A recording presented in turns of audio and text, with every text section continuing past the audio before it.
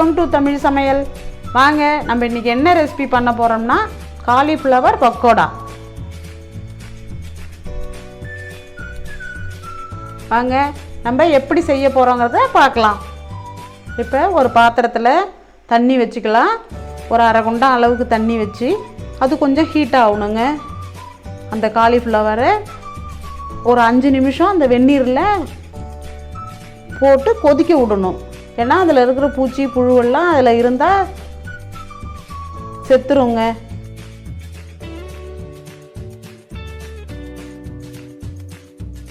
ரொம்ப நாளி வெந்நீரில் இருக்கணும்னு அவசியம் இல்லை. ஒரு 2 பெரட்டை பெரட்டினா போதும்.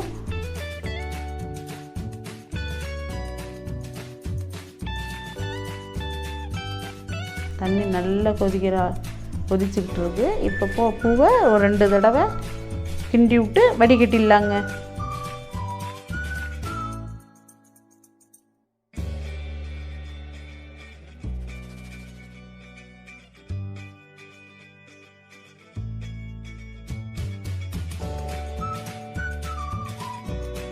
தண்ணியெலாம் நல்லா வடிகட்டிட்டு வந்துட்டோங்க. இதில் இப்போ மசாலா சேர்த்துக்கலாம். சோள மாவு 1/2 கப், மைதா மாவு 1/2 கப், பச்சரிசி மாவு 1/4 கப்,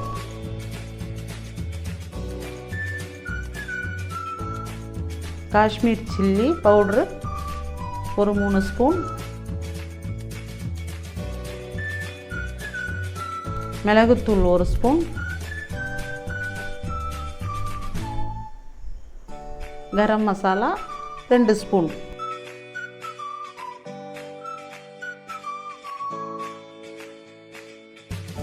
இப்போ அதுக்கு தேவையான அளவு உப்பு, இஞ்சி பூண்டு பேஸ்ட்டு கொஞ்சம்,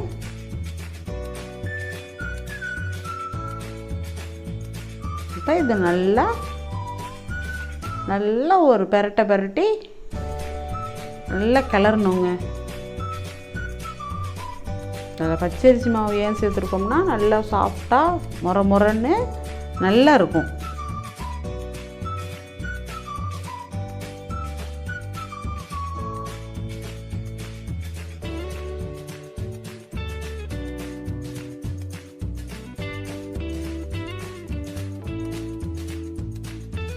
அதை நம்ம வடிகட்டிட்டு வந்ததுனால அதில் இருக்கிற தண்ணியே போதும்.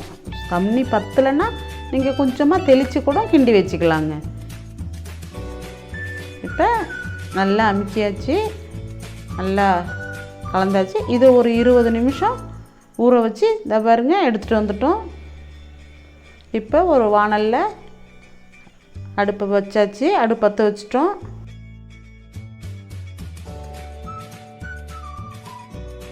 நல்லா எண்ணெய் சூடாகட்டுங்க.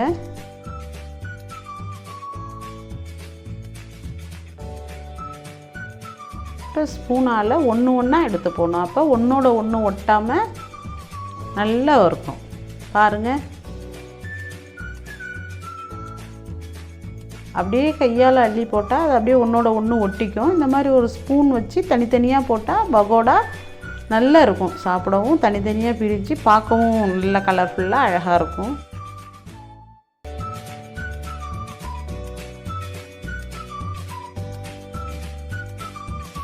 பாருங்க, நல்ல அருமையாக இருக்குது. பாருங்கள், நல்ல முறப்பாக நல்லா இருக்குது. பாருங்கள், பார்க்கவே சாப்பிட்ணும் போல் இருக்குது. இது மாதிரி ஒரு முறை செஞ்சு பாருங்கள். சுவையான காலிஃப்ளவர் தயார். இந்த வீடியோ உங்களுக்கு பிடிச்சிருந்தால் லைக் பண்ணுங்கள், கமெண்ட் பண்ணுங்கள், உங்கள் ஃப்ரெண்ட்ஸுக்கு ஷேர் பண்ணுங்கள். இது போன்ற வீடியோக்களை நமது சேனலில் தொடர்ந்து பார்க்க நம்ம சேனலை சப்ஸ்கிரைப் பண்ணுங்கள். Thanks for watching. A like would be appreciated. And don't forget to subscribe.